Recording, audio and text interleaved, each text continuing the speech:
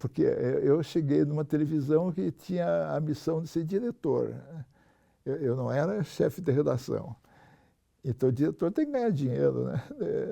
Não pode pensar em outra coisa. Eu fui... Teve uma época que eu fui chefe no show de jornal, do Canal 12, e eu tenho muito orgulho dessa fase. Nós fizemos o melhor jornal de televisão de Curitiba durante 2, 3 anos, que era uma réplica dos jornais que se fazia no Rio de Janeiro, porque aí a Rede Globo insistia num padrão. Então, todo mundo ia para o Rio e dava uma olhada no que tinha lá. E eram grandes editores, Armando Nogueira era o chefe do jornalismo da Globo, e você tinha liberdade para fuçar todas as áreas do jornalismo. Então eu trouxe muitas ideias, inclusive esse jornal, que era um jornal de conversa. Você ia contando as notícias, você não tinha ainda facilidade nenhuma, você tinha que ler. Então você ia conversando e ia criando uma habilidade para decorar texto, como se faz em teatro. Então eu disse, isso aqui é um jogral, isso aqui não é jornalismo, isso aqui é teatro. E a apresentação era muito boa, assim, a Laís Mão, o Jamur Júnior e o João José de Arruda Neto eram os 3 apresentadores originais, e todos os 3 assim, muito bem formados, gente que estava preparada para fazer aquilo, tinha feito teatro, já tinha... O Sally Volokita foi uma figura maravilhosa na minha vida, fazia um jornal chamado Jornal da Cidade. E ele inventou o bordão Vai para a Tribuna.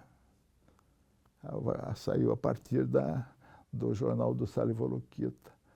E tinha uma audiência fantástica. Agora, o CC Globo, na época, né, era uma coisa que assustava, porque qualquer coisa que você dissesse a mais dava uma repercussão e você podia ser responsabilizado por causar alguma tragédia econômica, sei lá o que, comercial. Você tinha contado sobre o fechamento da última hora, que o jornal foi atacado por estudantes e levou ao fechamento. Conta essa história com mais detalhes. Você comentou que estava no jornal. Como que foi para você todo esse evento? Posso abrir? Pode, claro. Pegar uma cola aqui. Foi muito... Foi o jornal que tive mais alegria em trabalhar. Essa aqui é a famosa foto das 7 quedas. Se você quiser mostrar para essa câmera. É a famosa foto das 7 quedas. Isso aqui é no tempo que eu trabalhava com a Aristeu Brandespin.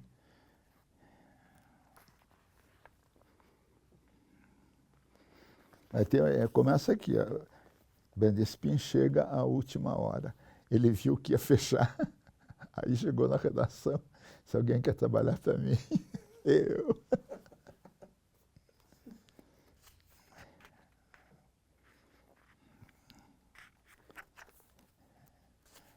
Ele foi uma espécie de Toynbee do norte do Paraná, você que estudou história. Foi impressionante. Ele tinha um cuidado assim de, não, mas tem que ter tudo. Pegue mais uma informação. Tem um fundador lá que é fulano, está não sei aonde, vamos até lá conversar com ele.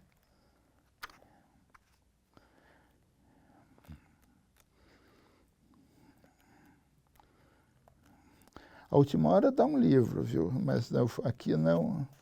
Aqui deu só um pedacinho de livro.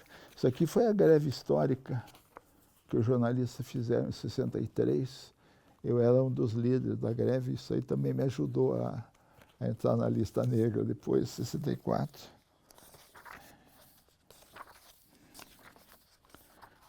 E essa greve foi contra a censura? Não, essa greve foi... Nós pedimos um aumento, porque a inflação estava em 62, por aí, estava em 90%. No ano seguinte, você tinha que ganhar o dobro que você tinha ganho no anterior para manter o padrão de vida. E os caras disseram que não. Como é que faz? Vamos fazer uma greve. Aí ele já tinha organizado o sindicato. O sindicato tinha 70 pessoas em 1959 e tinha 400 jornalistas de verdade em 1963. Então ele estava forte, todo mundo tinha consciência, a greve foi decidida em assembleias, mais de uma, depois de muito trabalho, delegacia do trabalho. Nós levantamos, a Kazumi e eu, levantamos os documentos originais que levaram essa greve, as atas e tudo. Deu um trabalhão danado. Mas está aqui, tudo... E o resultado da greve não foi tão bom, mas pelo menos nós tivemos uma correção salarial de 70%, assim. Quer dizer, não dava bem a inflação, mas dava quase a inflação. Olha, isso aqui é impressionante. No ano de 61, a inflação foi de 30. Em 61 foi 30 em 60, 47 em 61, 51 em 62, em 63, 79,9%, 78%. Ninguém aguentava, né? E daí os caras dando vale, e não, mas eu não tenho todo o dinheiro, e daí vamos para a greve. Aderbal, nesse livro você traz em forma de obituário, né? Como aconteceu... Você não está gravando nada. A gente está gravando, mas pode falar. Tá. Sem problema. A gente está só trazendo, né, um pouquinho sobre o livro. Ele trata sobre a crise do jornalismo em Curitiba e ao que se deve o fim dos grandes jornais da capital. Pois é. Então, os jornais faliram por causa dessa história do cordão umbilical.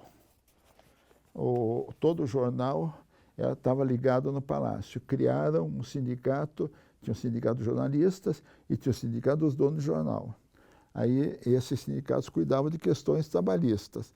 A associação dos proprietários de jornal cuidava de um acordo que era feito ano a ano com o Palácio Iguaçu, e subacordo, né, com a prefeitura de Curitiba, alguns tinham em Araucária, São José dos Pinhais também queria aparecer, então você conseguia montar isso.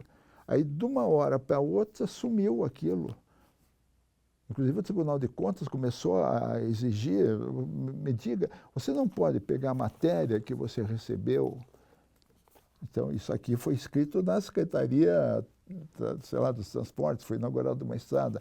Essa matéria está escrito, foi inaugurada uma estrada, foi feita por alguém, o José da Silva e tal. Ele fez a matéria, fez o título e entregou. Aí você pega aquele, publica e cobra. Como é que você faz? Isso não tem nenhum sentido. Aí o tribunal começou a cobrar isso, né? Você não pode cobrar matéria como se for matéria paga. Não está identificado como matéria paga, está simplesmente publicado o que sai, o que te mandaram do Palácio. Não vai dar certo. Daí os jornais perderam essa... Aí os governos começaram a pagar menos também, porque tiveram uma concorrência da televisão e, mais recentemente, a concorrência da internet. Então o governo começou a pagar para o Google, começou a pagar para o Facebook. Se você pegar a conta do governo hoje, você vê que tem mais Google e Facebook do que a Rede Globo. Isso mudou completamente. Mas foi isso, fechou... Eu acho que é basicamente isso, né? Deixou de receber o dinheiro do Tesouro. Por que recebia dinheiro? Por que só recebia dinheiro? Por que não cuidou de vender avulso, como fez a Última Hora? Ou de ter promoções, edições determinadas, como às vezes a gente fazia. Mas não, o pessoal começou a ficar descuidado, começou a receber só aquele dinheiro, acertar as contas, ter uma vez, olha, está muito pouco, tem que melhorar. Então foi muito complicado. Agora, aqui, capítulo 7, tá, a completa verdade sobre a controvertida chegada da Última Hora, que sacudiu as redações e tirou velhos conservadores do sossego. A Última Hora não aceitava o dinheirinho do Palácio. Teve um empréstimo do Banco do Estado, parece, mas nunca aceitou isso aqui. Então, isso mudou a visão. Você não pode mais funcionar desse jeito. Quem quiser continuar desse jeito vai morrer. Foi o que aconteceu. Falta de marketing. Isso aqui é a antiga redação da Última Hora. Nós fizemos uma reunião em 1985. Você olha, era tirando eu, falsa modéstia, né? Era só cobra. Agora todo mundo ganhava 80% mais do que nas outras redações. Foi uma época assim divertida, né? Você fazia um jornal muito bom, você tinha a satisfação de vender o jornal, de ver o jornal, a pilha na banca, baixar, e se você ficasse do lado, você via a reposição, que a Última Hora inventou também. Você você passava uma vez, depois passava de novo, vendo uma banca lá que não vendeu muito, tirando daquela, levando para uma que tinha vendido tudo. Então, a Última Hora tinha de 5% a 10% de encalhe. Os outros jornais tinham de 20% a 30% de encalhe. Você tira 10 mil exemplares e 1.000 vão encalhar, com certeza. Dá para aguentar, né? Agora, 2.000 vão encalhar com certeza, que era a média do encalhe, 20%. O que levou principalmente os estudantes a se revoltar com um jornal tão popular? Não foi os estudantes, foi a turma que foi dirigida, é tudo secundarista, que foi... eu acho que não vale a pena botar nomes aqui. Um dos colégios de Curitiba reuniu os alunos, botou os alunos marchando, rua 15 abaixo, entraram na Voluntários da Pátria e apedrejaram a Última Hora. Era uma discussão que não tinha nada a ver com o jornal. Eles estavam discutindo um reajuste dos professores. E daí apareceu essa oportunidade ótima. Então vamos quebrar a Última Hora. Que era uma escola, esse colégio devia ser muito inimigo do povo. Você estava na redação? Eu estava lá dentro, estava o primo meu, o Ronald Pereira, o Mussa estava em São Paulo, daí estava falando com ele, estou quebrando. Ele manda fotografia. Visão de jornalista, né? E na Última Hora, ali foi o lugar, você pode dizer que você foi mais feliz? E que eu aprendi a fazer jornalismo. Provavelmente foi ali. Ali que você tem mais contato com gente boa, né, que era a redação de São Paulo. Você convivia muito com eles, ia lá, fazia matéria junto. E depois eu aprendi muita coisa com o pessoal da Globo, na época da televisão, do Canal 4, que também eles permitiam fazer isso, né? Não, você sai com a equipe, você vai fazer uma matéria, você edita, e eu tive o prazer, daí uma das matérias estava o Cid Moreira lendo, né? Tava bom e tal. Era uma história de um trem que eles tinham, estava voltando a rodar ali na zona norte do Rio. Mas aqui está a fotografia dos dois que comandaram. O fotógrafo da Última Hora conseguiu, Tá, esses dois comandaram, quebraram tudo. Não foi um movimento estudantil contra a Última Hora. Agora, tinha, na época, um negócio chamado Tradição, Família e Propriedade, que complicou muito a vida da cidade. Porque eles começaram a achar que a Última Hora era um jornal contra as tradições e contra a família. Não era um bom exemplo. Aderbal, a gente está se encaminhando para o final. Não sei se você queria fazer aquela pergunta.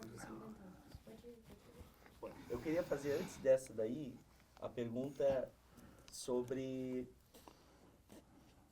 o que te emociona ainda na profissão? Escrever. Escrever. O ato de escrever me emociona. O ato de ver o teu produto pronto e poder mexer e poder melhorar a qualidade e daí sentir que alguém leu aquilo e gostou, isso me emociona. Criar pauta já não emociona mais, né? Porque eu vejo que a nossa capacidade de estabelecer pautas é muito pequena. Mas você pode sair e pode levantar um assunto, como agora eu estou levantando. Como eu levantei esse aqui dos jornais, que foi só bater basicamente junta comercial, né? Documentos antigos e conversar com velhos jornalistas. gente que tinha mais intimidade com aquela parte financeira do jornal. Ajudou muito a fazer chama-se Nicodemo, né? Porque ele, na verdade, não é uma biografia. Ele é um obituário triste, né, dos jornais que fecharam. O que você diria para as novas gerações de jornalistas, como nós, que estamos chegando? Continua escrevendo. Mas tem que escrever bem, né? Então, eu tenho um truque que eu usei. Eu peguei a New Yorker, que eu acho que é o melhor texto de jornalismo desse tipo que eu gosto, né? E comecei a traduzir a New York e descobri o que tinha que podia servir para o meu texto, para o meu jornalismo. Não sei se todo mundo essa forma vai funcionar com todo mundo, mas é boa. Você escolhe alguma coisa, se falar francês bem, você pega como a François, algum do Le Monde, pega alguma coisa porque geralmente as redações delas são maiores. Eles não são melhores que nós, mas tem mais gente na redação. Aí você consegue fazer mais sinapse. E para a gente encerrar, qual matéria tua que você gostaria que fosse lembrada daqui a 50 anos? Eu acho que é essa das favelas, né? Está vendo agora de novo essa briga das favelas. A gente está começando a ter uma consciência, a famosa fila da Coab, né? Isso é uma picaretagem. Se você prestar atenção, você tem muito terreno que está aí acumulando valor, porque você não foi capaz de implantar um imposto progressivo. Não, esse IPTU progressivo, ele resolveria esse problema da casa, e nós estamos sem casa, sem teto, sem nada. Agora, a coisa que mais me impressionou na vida, que eu guardei foi uma Constituição que o Cassimiro de Abreu sugeriu que fosse promulgada no Brasil, substituindo a da época. Tinha um artigo só. Artigo 1º. Todo brasileiro é obrigado a ter vergonha na cara. Aí tinha revoga-se as disposições em contrário. Cassimiro de Abreu.